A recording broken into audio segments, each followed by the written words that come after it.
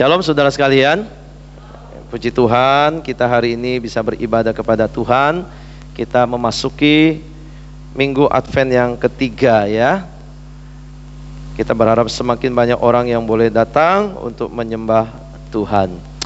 Di Advent ketiga ini kita bahas satu tema berkaitan dengan palungan, yaitu hatiku palunganmu. Nah, teks yang saya cari supaya ada kaitan dengan palungan, maka saya buka, kita buka sama-sama Lukas pasal 2 ya. Apakah ada yang bawa Alkitab hari ini? Alkitab fisik ya maksudnya ya. Jadi saya berharap tadi pagi puji Tuhan ada yang mulai membawa Alkitab fisik. Saudara kalau bisa bawa Alkitab fisik jauh lebih baik ya. Oke, kita baca sama-sama Lukas pasal 2 ayat yang ke-10 sampai 12. Kita baca bersama-sama. 1, 2, 3. Lalu kata malaikat itu kepada mereka, jangan takut, sebab sesungguhnya aku memberitakan kepadamu kesukaan besar untuk seluruh bangsa. Hari ini telah lahir bagimu juru selamat, yaitu Kristus Tuhan di kota Daud. Dan inilah tandanya bagimu, kamu akan menjumpai seorang bayi dibungkus dengan lampin dan terbaring di dalam palungan.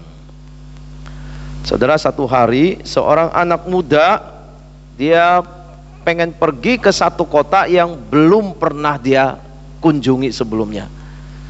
Ya, dulu orang tidak punya Google Maps sampai sekarang. Seperti sekarang yang kalau cari tempat baru, kita masih dapat dituntun di situ. Dulu orang mengandalkan marka-marka jalan, petunjuk-petunjuk di papan seperti di tol-tol begitu ya.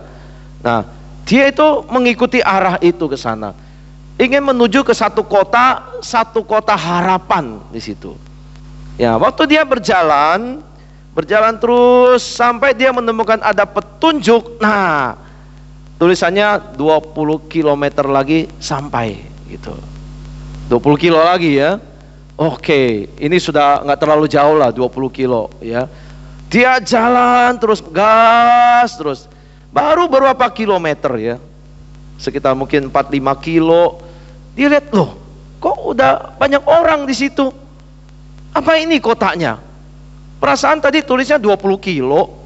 Kok ini 5 kilo, kira-kira orang udah ngumpul foto-foto. Dan ternyata memang masih ada petunjuk lagi bahwa masih ada di sana. Cuma dia berhenti karena dia lihat keramaian. Dan dia bertanya, ini kota harapan? Bukan, kata mereka. Lalu kalian mau ke sana juga? Kami cukup sampai di sini saja. Kayaknya masih jauh, enggak. Pemandangan di sini sudah cukup bagus, cukup indah. Kami foto-foto, selfie, habis itu kami pulang gitu. Ya. Jadi mereka tadinya mau ke sana, cuman karena masih ada jarak yang cukup buat mereka, cukup jauh, akhirnya cuman sampai di situ. Pemuda ini masih penasaran. Dia nggak mau seperti orang-orang ini. Dia pengen cari ya apa yang memang menjadi tujuannya. Tandanya bilang masih 15 kilo, dia jalan lagi, dia gas lagi sampai sana. Nah saudara, akhirnya dia sampai ke sana, dia lihat pemandangan di bawah tadi belum seberapa. Ini jauh melampaui apa yang di bawah tadi yang orang-orang lihat. Itu tujuan sesungguhnya. Ya, mereka tidak sampai kepada tujuan yang sesungguhnya, tapi pemuda ini sampai ke tujuan yang sesungguhnya. Itulah. Jadi dia penuh sukacita, penuh dengan kegembiraan meskipun dia lelah, tapi dia sampai pada tujuan itu. Itu yang membuat dia bersukacita meskipun lelah, saudara. Nah, ketika Yesus lahir, itu ada tanda, saudara, dikatakan inilah tandanya bagimu, kamu akan menjumpai seorang bayi dibungkus dengan lampin, terbaring di palungan. Palungan ini bukan tujuan akhir. Palungan ini hanya tanda, sekedar tanda yang di belakangnya ada makna. Yang orang kadang-kadang nggak sampai kepada makna, orang hanya lihat fisiknya palungan, tapi tidak mengerti apa arti dibalik daripada tanda itu, saudara. Ya, makanya kalau kita lihat palungan, kita jadi orang Kristen harus mengerti bahwa ini hanya tanda, kata malaikat, inilah tandanya bagimu. Lalu apa makna palungan itu bagi kita? Apa yang Allah mau singkapkan bagi kita lewat peristiwa bayi itu, putra Allah terbaring di palungan? Apa artinya buat kita? Nah, saudara, ini yang mau kita renungkan di dalam momen Natal di minggu Advent yang ketiga ini. Saya harap saudara bisa perhatikan baik-baik bahwa malaikat itu seperti yang dia bilang ya, hari ini telah lahir bagimu, itu ada 3 nama atau sebutan, atau mungkin juga lebih tepat gelar dari putra Allah yang lahir. Ya, hari ini telah lahir bagimu Juru Selamat, Kristus, Tuhan di kota Daud, saudara. Saudara, ketiga gelar ini itu sangat besar artinya, sangat dalam maknanya bagi kita. Ini bukan sembarang bayi yang lahir. Ini adalah Juru Selamat, Kristus, Tuhan, saudara. Juru Selamat itu artinya apa? Juru Selamat yang membebaskan manusia dari dosa. Di dalam petunjuk hidup baru sudah dikatakan ya, Matius 1 ayat 21. Yesus ini, dia dinamakan Yesus karena dia akan menyelamatkan umatnya dari dosa mereka. Ini penyelamat yang sudah digambarkan di dalam perjanjian lama dan sekarang digenapi di dalam Kristus, Juru Selamat, saudara. Iya. Nah, misi Yesus datang ke dunia adalah untuk membawa keselamatan. Kalau perjanjian lama tuh penyelamatan Allah tuh banyak dari perang, dari musuh-musuh yang kelihatan gitu ya. Tapi di dalam perjanjian baru, misi Tuhan itu bentuknya rohani, membebaskan manusia dari dosa, menyelamatkan manusia dari dosa, membawa pemulihan, rekonsiliasi manusia dengan Allah, diperdamaikan. Itu baru ada keselamatan ya. Jadi itulah arti Juru Selamat. Lalu dikatakan dia Kristus. Siapa Kristus itu? Kristus di perjanjian baru itu Yunaninya. Di perjanjian lama ada Mesaya, ya, Mesias, itu dalam bahasa Ibraninya, artinya yang diurapi. Ini pun sudah di dalam perjanjian lama sudah ditegaskan, ada raja yang diurapi Tuhan akan datang mendirikan kerajaan Allah di muka bumi ini. Kerajaan yang kekal, kerajaan yang tidak berkesudahan, kerajaan yang tidak dikuasai kegelapan. Dia yang diurapi Tuhan ya. Nah, saudara, yang ketiga itu dia Tuhan, disebut Tuhan. Tuhan artinya dia sendiri Tuhan yang datang jadi manusia. Jadi bayi itu bukan sembarang bayi, bukan hanya manusia saja, tapi dia Allah, dia Tuhan, dia pencipta, dia penguasa alam semesta, tapi lahir jadi bayi, jadi daging, jadi manusia. Jadi dia punya dua natur, dia Allah dan dia juga adalah manusia. Saudara lihat ya, sekali lagi, ini bukan bayi biasa. Ini kebesaran Tuhan dari 3 gelar ini menunjuk pada Allah sendiri yang datang. Ini jabatan yang agung, jabatan yang mulia. Dan waktu diberitakan ini, itu bukan diberitakan di istana pertama kali. Itu bukan diberitakan oleh malaikat ke pejabat tinggi, kepada penguasa-penguasa besar waktu itu. Bukan. Tapi Allah yang agung, yang besar itu justru dijumpainya di palungan. Bukan di istana mewah, bukan di rumah besar, bukan di dalam posisi dia di kerajaan, di tahtanya, tapi justru di palungan. Saudara akan melihat ya, sangat luar biasa seperti yang dikatakan oleh malaikat, bahwa dia itu digambarkan ada 3 hal yang menunjukkan kerendahan Allah, merendahkan dirinya jadi manusia, saudara. Ya, ada 3 hal ini, yaitu gambaran palungan, kain lampin, dan gembala-gembala. Saudara, 3 hal ini satu kata yang bisa muncul, kesederhanaan. Kesederhanaan, saudara. Apa itu palungan, saudara?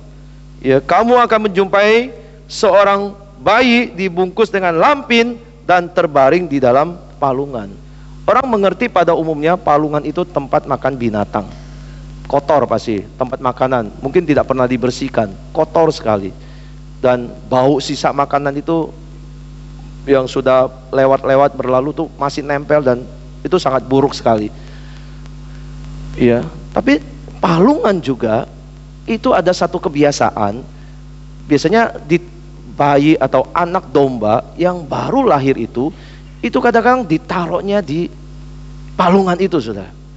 Jadi bukan cuma tempat makan binatang, binatangnya sendiri yang masih kecil, masih lahir, baru lahir ditaruh di situ. Apa tujuannya? Supaya tidak mati terinjak-injak oleh kawanan domba yang begitu banyak, yang kocar-kacir begitu. Ya, ditaruh di situ supaya aman. Nah, waktu dia ditaruh di situ, kita mengerti bagaimana bayi Yesus itu ditaruh di situ, saudara. Ya, ini gambaran anak domba Allah yang nanti itu akan lahir di sana, juga ditaruh di sana, di dalam palungan, saudara. Dan dibungkus dengan kain lampin.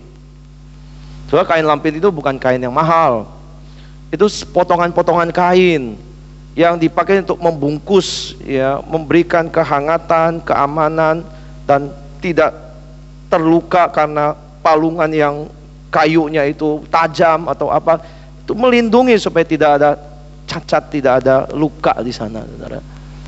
Itu dibungkus begitu, ya.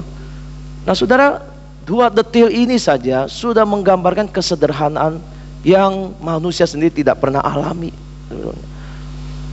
Allah merendahkan diri sedemikian rupa, lahir di palungan yang hina, yang kotor, yang bau, saudara. Bukan cuma di situ berhentinya, tapi kesederhanaan, kerendahan Allah itu juga tampak waktu dia berinteraksi dalam pelayanannya. Tuhan Yesus sering digambarkan waktu dia melayani, itu dia banyak berkumpul makan bersama dengan orang-orang berdosa, para janda-janda miskin, dan para pemungut cukai. Itu orang-orang yang sederhana, saudara. Sederhana. Orang-orang yang merasa dipinggirkan oleh masyarakat pada umumnya, tapi Tuhan datang kepada mereka, saudara, melayani mereka. Saudara perhatikan, beda sekali dengan dunia ini. Di saat orang-orang dunia melayani, lebih pengen melayani orang-orang kelas atas, justru Tuhan datang untuk melayani orang-orang yang kelas bawahan, kelas yang marginal sekali, saudara. Di saat orang mencari kemuliaan untuk diri sendiri, reputasi untuk diri sendiri, tapi Allah justru menanggalkan kemuliaan di surga, datang jadi manusia yang hina, saudara. Di saat manusia datang mencari kekayaan di dunia ini, dalam hidupnya mengejar sesuatu yang secara materi ingin berlimpah. Bukan salah, saudara. Tapi Tuhan memberikan satu teladan, justru dia meninggalkan segala kekayaan surga, rela menjadi orang yang miskin untuk menebus dosa manusia.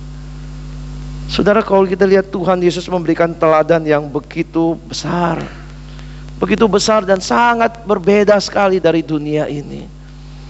Ya, saudara, mari kita ingat baik-baik ya, waktu kita di dalam dunia ini, Tuhan mungkin limpahkan kita banyak hal, banyak berkat, kita berkelimpahan di dalam materi, di dalam nama baik kita, tapi kita ingat, saudara, kita tetap harus menjadi orang yang sederhana.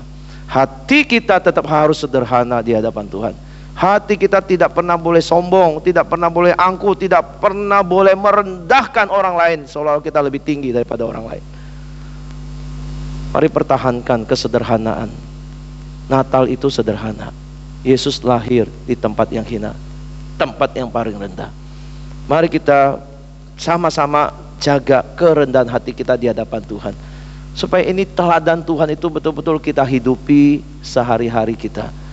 Ya, kalau ada orang Kristen dah lama, tapi makin lama jadi Kristen makin sombong, makin angkuh, makin merasa layak, makin merasa dia mampu, makin merasa dia diandalkan, dan dia itu memiliki segalanya dan boleh berbangga diri dan sombong. Sudah, sebenarnya ini bukan sifat Allah. Ini sifat iblis sebetulnya, yang posting dirinya, membesarkan dirinya, dan ingin dilihat orang sebagai orang yang besar. Ya, ini bukan ciri anak Tuhan, dan ini bukan sifat Allah. Allah justru yang dari tinggi turun ke bawah, saudara. Ini inkarnasi. Semangat pelayanan kita, semangat inkarnasi. Dari atas harus turun ke bawah. Maka orang yang punya jabatan juga harus turun melayani Tuhan. Yang disebut majelis, diakan, hamba Tuhan, harus turun melayani Tuhan. Bukan duduk di posisinya, santai. Orang lain melayani, dia tidak melayani. Itu bukan sifat Allah. Yang dipercayakan paling besar tanggung jawabnya, justru harus paling rendah untuk melayani Tuhan. Itu prinsip Alkitab, saudara. Ya, maka orang yang dipercayakan lebih tinggi, ingat baik-baik, sebagai kepala justru harus banyak berkorban, kata Tuhan. Karena Kristus itu kepala gereja, tapi dia yang paling banyak berkorban sampai nyawanya bagi gereja Tuhan, saudara. Sudah, mari orang Kristen, anak-anak Tuhan di gereja ini, jangan pernah memandang diri sangat tinggi, justru memandang diri sederhana, rendah di hadapan Tuhan, saudara. Saudara, waktu Tuhan lahir di Palungan, saudara, ya, lahir di Palungan, apa yang mau disampaikan bagi kita sekalian? Apa yang Tuhan ingin katakan kepada kita? Saudara, waktu dia ngomong kepada gembala, ya, gembala-gembala ini, apa maknanya buat kita sekalian? Siapa gembala itu, saudara? Tuhan pernah bilang, ya, waktu dia ditanya sama pemungut cukai ngomong sama, mengapa kamu makan dengan orang berdosa, pemungut cukai? Tuhan Yesus cuma jawab begini, bukan orang sehat yang membutuhkan tabib, tapi orang sakit. Ya, Tuhan Yesus lanjutkan kalimatnya, aku datang bukan memanggil orang yang benar, tetapi orang berdosa supaya mereka bertobat, saudara. Ya, seperti para gembala ini, ya, Tuhan datang untuk mereka, dan mereka datang ke Palungan menemukan Tuhan Yesus. Sudah, siapa gembala? Ya, selain Palungan, kain lampin, gembala. Siapa arti gembala? Siapa gembala? Sudah, gembala itu orang-orang pekerja kasar, ya, buruh yang paling kasar, paling rendah stratanya dalam pekerjaan, gitu ya. Bekerja siang dan malam tanpa libur. Mereka kadang-kadang tidur di alam terbuka atau kadang-kadang pakai tenda seadanya.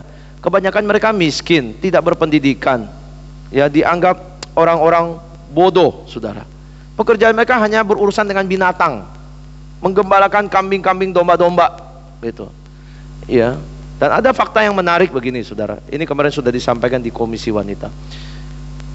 Domba-domba mereka umumnya dipersembahkan di bait Allah, saudara. Dibawa masuk ke sana. Tapi ironisnya, gembala-gembala tidak boleh masuk ke bait Allah. Kenapa, saudara? Dombanya boleh masuk, orangnya tidak boleh masuk. Kenapa, saudara? Karena mereka dianggap najis. Pekerjaan mereka itu tidak lepas dari darah. Kalau ada domba terluka, mereka harus membalut, mereka kena darah. Domba-domba yang meninggal, mereka juga harus urus itu dombanya. Ya, bukan hanya sekedar bau darah, tapi di dalam aturan Yahudi, orang yang kena darah, orang yang tersentuh mayat, bangkai, itu najis, saudara. Mereka nggak bisa masuk ke bait Allah. Jadi bagaimana mereka bisa datang ke bait Allah, gitu ya, minta ampun dosa, boro-boro, saudara. Dari jauh mereka mungkin sudah ditolak oleh pejabat-pejabat agama di situ. Mereka nggak punya akses datang kepada Tuhan, menghampiri, lakukan ritual di sana. Nggak ada, saudara. Reputasi mereka begitu rendah di masyarakat. Tidak ada yang menganggap mereka. Bahkan rumah-rumah ibadah orang Yahudi menolak mereka. Itu yang terjadi. Orang-orang sederhana tidak ada jalan untuk menghampiri Allah. Tetapi Natal justru kebalikannya. Allah itu membuka jalan. Allah mengundang para gembala datang untuk menjumpai dia. Ini jalan yang Tuhan buka untuk mereka. Di saat mereka ditolak manusia, Tuhan buka jalan. Sekarang Tuhan lahir di Palungan. Dan Palungan itu sangat akrab dengan gembala. Gembala pasti tahu bagaimana menjumpai Tuhan, karena sudah dikasih tahu, ini tandanya bagimu, bayi dibungkus lampin di palungan, engkau bisa datang sana. Engkau tidak harus pergi ke bait suci, kemana tempat-tempat yang kau ditolak, tapi di palungan kau diterima oleh Tuhan. Di situ Tuhan sediakan jalan buat mereka berjumpa dengan Tuhan, mengalami, melihat Tuhan, mengalami sukacita, dan diselamatkan oleh Tuhan dalam iman mereka. Oh saudara, orang yang tadinya tertutup jalannya, tidak punya harapan bertemu dengan Tuhan, sekarang Tuhan buka jalan untuk mereka. Mereka bisa bertemunya di palungan. Dan ini sudah bisa bayangkan sukacita dia betapa luar biasanya. Harapan yang betapa kuat di dalam diri mereka, meskipun mereka lelah dan jauh, mereka cari bayi itu sampai ketemu. Dan betul, dalam perjalanan mereka, mereka pulang dengan sukacita di hadapan Tuhan, saudara-saudara. Saudara lihat gembala yang begitu najis diabaikan, Tuhan tidak pernah menolak mereka. Mereka mungkin ditolak di gereja, ditolak di rumah ibadah, ditolak oleh agama-agama, tapi Tuhan membuka peluang, kesempatan orang-orang ini bisa datang berjumpa dengan Tuhan. Saudara, itu kabar baik bagi seluruh dunia. Jika di mana orang merasa dirinya berdosa, tidak layak, tidak diterima di mana-mana, mereka adalah orang yang diterima Tuhan. Ya, ayat tadi bilang yang saya kutip, dia datang mencari orang berdosa supaya bertobat, saudara. Saudara, ada seorang anak muda namanya Bima. Hidupnya keras. Anak muda cenderung hidupnya keras. Ya, dia bukan hanya hidup keras, tapi dia hidup jauh dari rumah. Ya, dia hidupnya di kegelapan, di malam hari, ya, di tempat-tempat klub begitu. Dan minum-minum alkohol. Hidupnya cuma begitu ya. Malam hari naik itu ya, dunia malam, lalu alkohol. Dan kalau orang udah begitu, biasanya temperamennya itu sangat gak stabil, emosinya gak stabil. Semua masalah dia meledak-meledak gitu. Semua diselesaikan dengan kekerasan, dengan nada tinggi, dengan emosi begitu. Ya, dan bagi orang tetangga-tetangganya, ini Bima ini gak akan layak diterima di gereja gitu, gak layak masuk gereja. Dan dia juga percaya itu untuk dirinya sendiri. Saya gak mungkin diterima di gereja, diterima di tetangga aja susah, di lingkungan teman-teman aja yang baik gak diterima, apalagi di gereja gitu. Dia udah punya perspektif begitu, saya gak akan bisa diterima di gereja.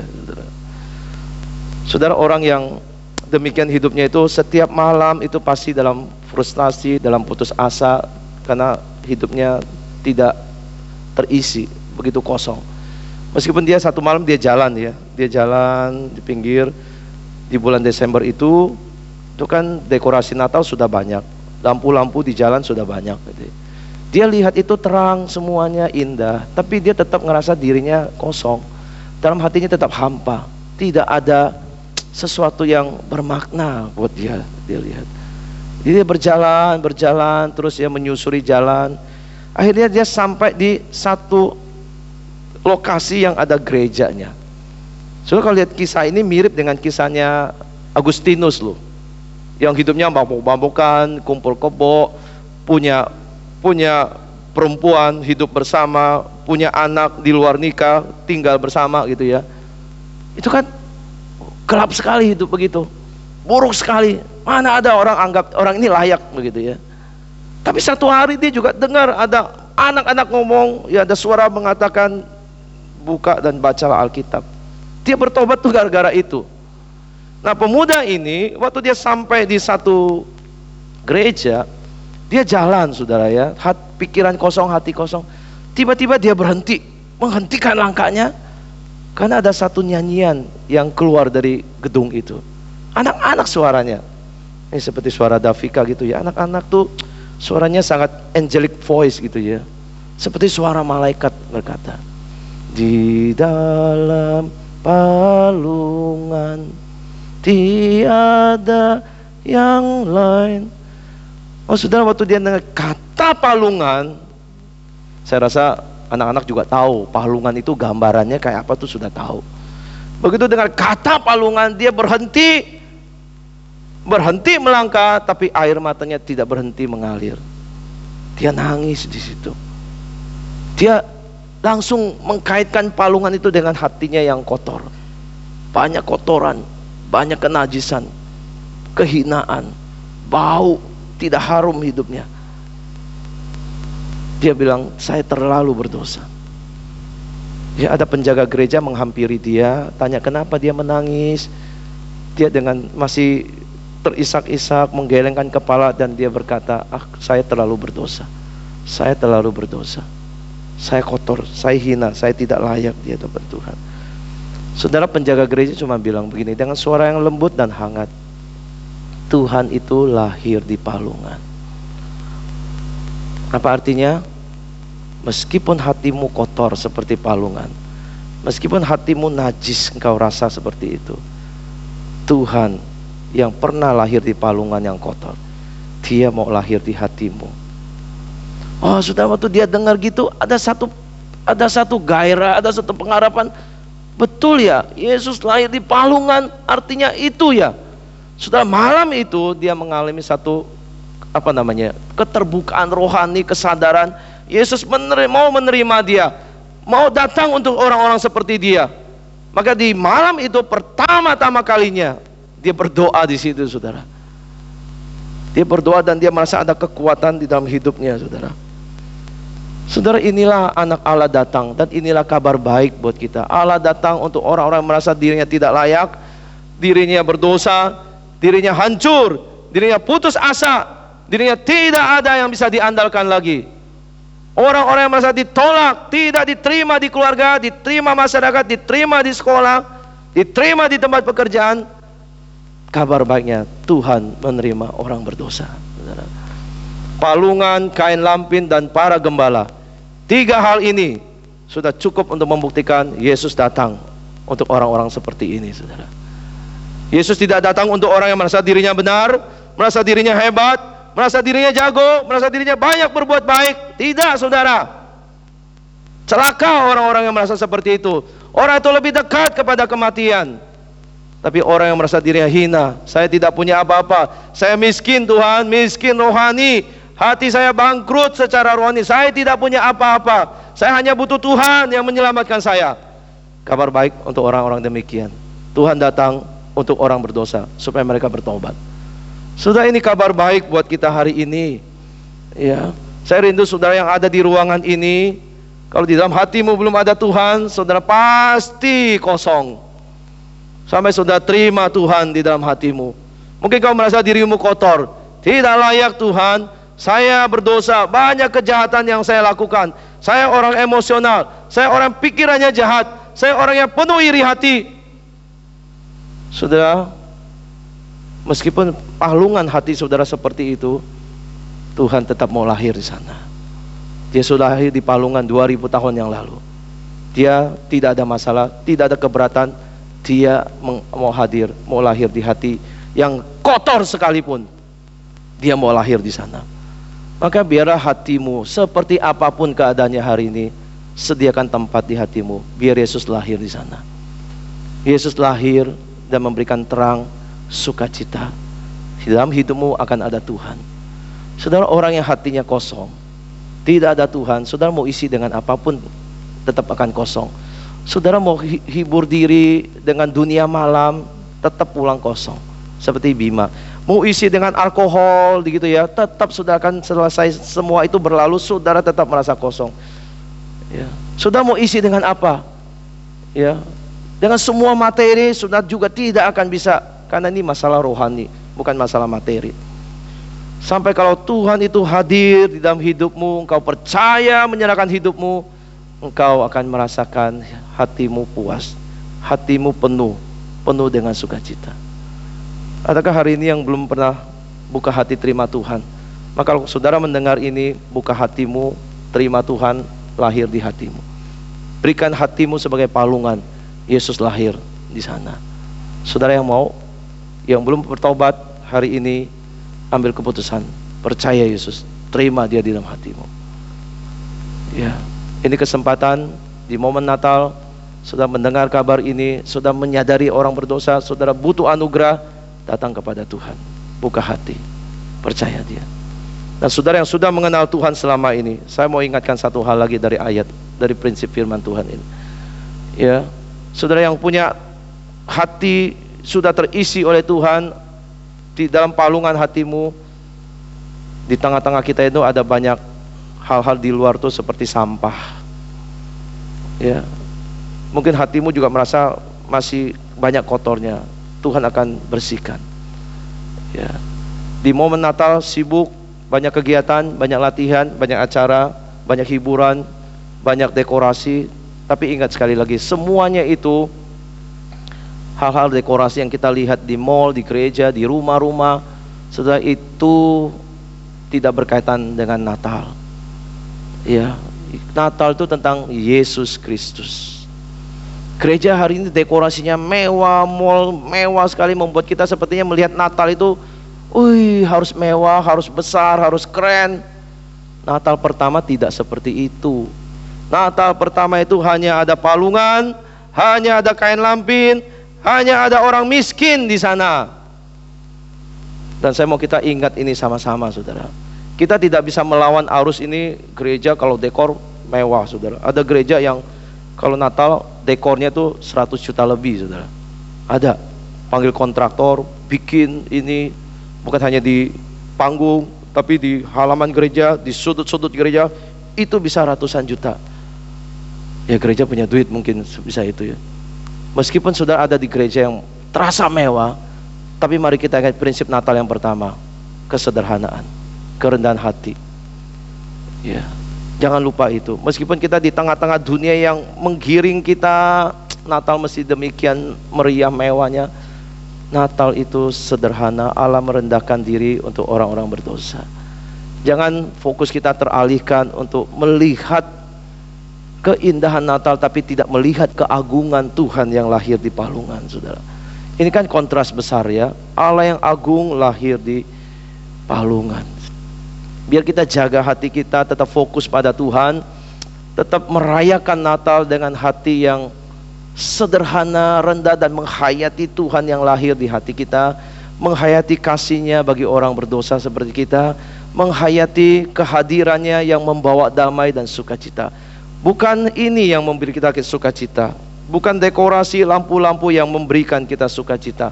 Semua ini setelah Desember lewat, Januari ini semua akan hilang, saudara. Kalau kita cuma andalkan ini supaya kita ada sukacita, salah. Semuanya akan berlalu. Tapi kalau Kristus ada di hatimu dan kau jaga hatimu baik-baik, sudah sukacitamu tidak hilang. Ya, sukacitamu tetap berlimpah di dalam hatimu karena Yesus sudah lahir selama-lamanya di hatimu. Mari sebagai orang-orang Kristen kita menjalani, merayakan Natal dengan kita mengerti Yesus adalah Natal itu sesungguhnya. Yesus adalah Natal sesungguhnya. Kalau kita punya Yesus, maka pergumulan hidup kita, Tuhan berkata, Dia Immanuel yang menyertai kita. Kita akan menyelesaikan tahun 2025. Ya, biar Tuhan beri kita kesempatan, ada pergumulan berat kita bisa jalani. Di tahun 2026 tidak ada yang menjamin tidak ada pergumulan. Tapi kalau Tuhan itu Immanuel tinggal di hatimu, engkau akan melihat pergumulanmu dengan kacamata berbeda. Tidak seperti orang dunia yang putus asa, yang menyerah. Engkau akan melihat meskipun engkau menderita, engkau bergumul, engkau banyak kesusahan nanti, engkau memaknainya berbeda. Engkau melihat penderitaan di dalam kacamata yang dimana Tuhan itu akan memberi kekuatan. Engkau tahu engkau punya pengharapan. Engkau tahu Tuhan mengasihimu. Engkau tahu tidak ada yang bisa memisahkan engkau dari kasih Tuhan. Itu akan menguatkan hati saudara. Ya, karena Natal itu sekali lagi Kristusnya yang ada di dalam hati kita. Biar kita pegang baik-baik pesan Natal ini, dan kita selalu menjaga hubungan kita dengan Tuhan, selalu berfokus pada Tuhan, selalu berdoa pada Tuhan, selalu dekat dengan Tuhan. Kiranya Tuhan memberkati kita semua sebagai jemaat GKK dalam merayakan Natal, mengakhiri tahun, dan menjalani nanti tahun-tahun ke depannya. Mari kita berdoa.